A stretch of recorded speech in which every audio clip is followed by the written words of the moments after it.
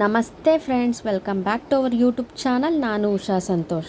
ಇವತ್ತಿನ ವಿಡಿಯೋದಲ್ಲಿ ನಾನು ವಾಂಗಿಬಾತ್ ಗೊಜ್ಜನ್ನ ಹೇಗೆ ಮಾಡೋದು ಅಂತ ಹೇಳ್ಕೊಡ್ತಾ ಇದ್ದೀನಿ. ವಾಂಗಿಬಾತ್ ಗೊಜ್ಜು ಮಾಡೋದಕ್ಕೆ ಏನೇನು ಬೇಕು ನೋಡ್ಕೊಂಬರೋಣ. 2 ದೊಡ್ಡ ಗಾತ್ರದ ಈರುಳ್ಳಿನ ಉದ್ದುದ್ದು ಕಟ್ ಮಾಡಿ ಇಟ್ಕೊಂಡಿದ್ದೀನಿ.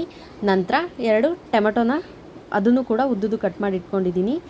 ಇಲ್ಲಿ ಬಿಳಿ ಬದನೆಕಾಯಿ 4ರಿಂದ 5 ತೊಗೊಂಡು ಉದ್ದುದ್ದು ಕಟ್ ಮಾಡಿ ಒಂದು ಪಾತ್ರೆಯಲ್ಲಿ ನೀರು ಹಾಕ್ಬಿಟ್ಟು ಎತ್ತಿಟ್ಕೊಂಡಿದ್ದೀನಿ.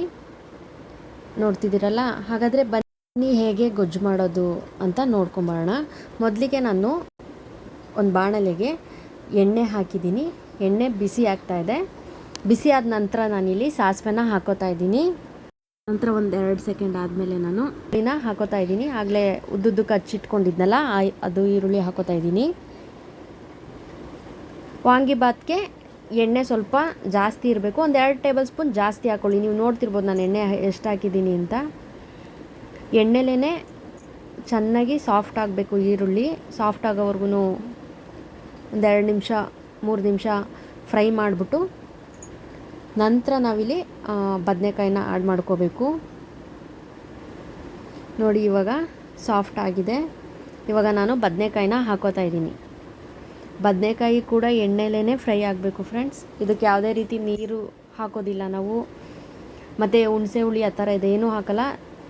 ಬರೀ ಟೊಮೊಟೊ ಅಷ್ಟೇ ಹಾಕ್ಕೊಂಡಿರೋದು ನಾನಿಲ್ಲಿ. ಇವಾಗ ಇದನ್ನು ಎಣ್ಣೆಲಿ ಹುರ್ಕೋಬೇಕು. ಒಂದು 2 ನಿಮಿಷ ಹುರಿದ ನಂತರ ನೋಡಿ, ನಾನು ಒಂದು 2 ನಿಮಿಷದವರೆಗೂ ಫ್ರೈ ಮಾಡ್ಕೋತಾ ಇದ್ದೀನಿ ಎಣ್ಣೆಲಿ. ನಂತರ ಇವಾಗ ನಾನು ಆಗಲೇ ಹಚ್ಚಿಟ್ಕೊಂಡಿದ್ದಂಥ ಟೊಮೊಟೊನ ಹಾಕೋತಾ ಇದ್ದೀನಿ. ಚೆನ್ನಾಗಿ ಮಿಕ್ಸ್ ಮಾಡಿ ಟೊಮೊಟೊ,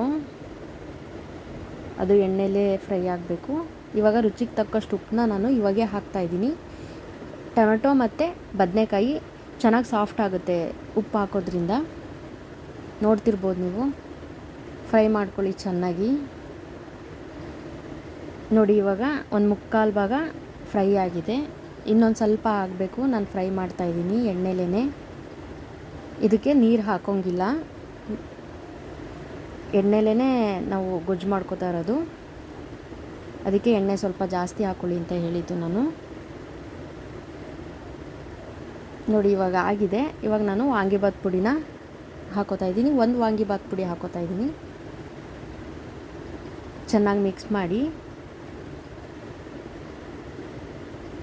ಚೆನ್ನಾಗಿ ಬದನೆಕಾಯಿಗೆಲ್ಲ ಸ್ಪ್ರೆಡ್ ಆಗೋ ಥರ ಮಿಕ್ಸ್ ಮಾಡಿ ನಂತರ ನಾನು ವಾಂಗಿಬಾತ್ ಪುಡಿನಲ್ಲಿ ಅಷ್ಟು ಸ್ಪೈಸಿ ಇರಲ್ಲ. ಹಾಗಾಗಿ ನಾನು ಸಾಂಬಾರು ಪುಡಿ ಹಾಕೋತಾ ಇದ್ದೀನಿ. ಒಂದು ಸ್ಪೂನ್ ಅಷ್ಟು. ನೋಡಿ, ಆವಾಗಲೇ ಅಷ್ಟು ಗೊಜ್ಜು ಗಟ್ಟಿ ಇರಲಿಲ್ಲ. ಇವಾಗ ನೋಡಿ ಗಟ್ಟಿ ಬಂದಿದೆ ಸ್ವಲ್ಪ ಗೊಜ್ಜು, ಸಾಂಬಾರು ಪುಡಿ ಹಾಕಿರೋದ್ರಿಂದ. ಮತ್ತು ಟೇಸ್ಟು ತುಂಬ ಚೆನ್ನಾಗಿರುತ್ತೆ. ನೀವು ಟ್ರೈ ಮಾಡಿ ಬೇಕಾದರೆ. ಇವಾಗ ನೋಡಿ, ಒಂದು 2 ನಿಮಿಷ ಆದಮೇಲೆ ಸ್ಟವ್ ಆಫ್ ಮಾಡ್ಕೊಂಬಿಡಿ. ನೋಡಿ, ಸೂಪರಾದಂಥ ವಾಂಗಿಬಾತ್ ಗೊಜ್ಜು ರೆಡಿಯಾಗಿದೆ. ಇವಾಗ ನಾನು ಅನ್ನಕ್ಕೆ ಕಲಿಸ್ಕೊಂಡು ಬರ್ತೀನಿ. ನೋಡಿ, ಇವತ್ತಿನ ವಿಡಿಯೋ ಇದಾಗಿತ್ತು ಫ್ರೆಂಡ್ಸ್. ಈ ವಿಡಿಯೋ ನಿಮಗೆ ಇಷ್ಟ ಆಗಿದ್ದರೆ ಲೈಕ್ ಮಾಡಿ, ಶೇರ್ ಮಾಡಿ. ಯಾರೆಲ್ಲ ನನ್ನ ಚಾನಲ್ನ ಸಬ್ಸ್ಕ್ರೈಬ್ ಮಾಡದೆ ನೋಡ್ತಾ ಇದ್ದೀರಾ, ಪ್ಲೀಸ್ ಸಬ್ಸ್ಕ್ರೈಬ್ ಮಾಡ್ಕೊಳ್ಳಿ, ನಮಗೆ ಸಪೋರ್ಟ್ ಮಾಡಿ. ಧನ್ಯವಾದಗಳು. ಜೈ ಕರ್ನಾಟಕ.